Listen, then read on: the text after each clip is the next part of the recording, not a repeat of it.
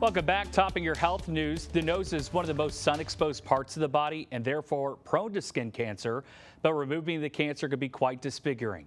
As Dr. Malika Marshall reports, surgeons have found a creative way to make these patients look as good as new. Jean Marie Finocchio was a typical high school sun worshiper. It was bad. I had very bad burns. I always burned.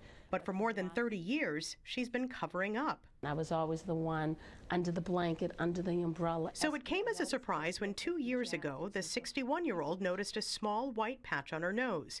Basal cell carcinoma, the most common form of skin cancer. After 4 procedures to remove the cancer, she was left with a gaping hole. Literally a hole. I could see the cartilage, I could see the inside of my nose, and it was hard to look at. When someone needs to have a skin cancer removed from the tip of the nose, not only can it be disfiguring, but it can also cause permanent breathing problems. And then we just find a way to reconstruct whatever is missing to kind of put you back to as normal as possible. Dr. Linda Lee is a facial plastic surgeon at Mass Eye and Ear. My goal is 1 year after surgery. Your cancer's cleared, you've finished your reconstruction, you're sitting in a brightly lit room like this, and people talking to you don't notice your scars.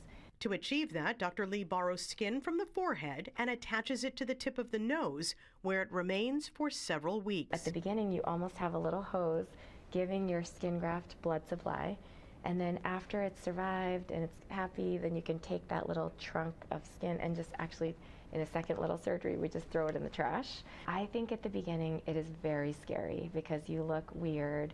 In the end, patients usually are happy they went through it. Jean Marie sure is. She said there was practically no pain, and friends and family are amazed by the results. Amazing. They're like, I can't believe you have that. You grew a nose is what they said, And most importantly, she's glad to be cancer-free. Dr. Malika Marshall, CBS News, Boston.